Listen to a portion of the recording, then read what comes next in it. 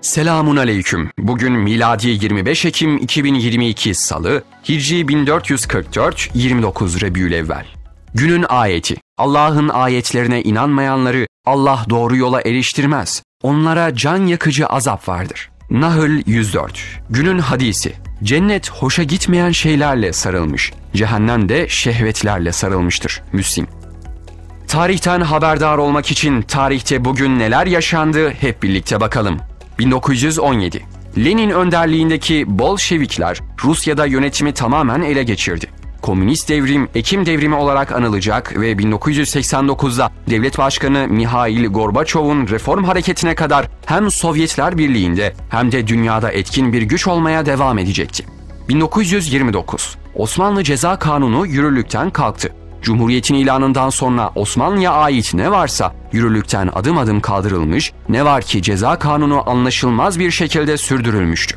Çünkü her şeyi batıdan alan yeni rejim, bekası için avantajlı olan ceza kanununa henüz ihtiyaç duymaktaydı. 1937. Başbakan İsmet İnönü istifa etti. Aynı gün Celal Bayar'ın kurduğu hükümet açıklandı. Tek partili rejimde başbakan, hükümet üyeleri, kurumlar ve hatta kanunlar istenildiği an değiştirilebiliyor, bütün yönetim tam bir keyfilikle yürütülebiliyordu. 1960. Küba tüm Amerikan işyerlerini devletleştirdi. ABD ve Küba arasında gerginlik giderek büyüyecek ve Küba'nın bu girişimleri büyük çaplı bir boykotla karşılık bulacaktı. Aynı zamanda Batı bloğuyla Doğu bloğu arasında zaman zaman esen savaş rüzgarlarının başlıca konulardan bir tanesi de Küba olacaktı. 1984. Halk arasında sarılık olarak da bilinen hastalığa neden olan hepatit virüsü keşfedildi.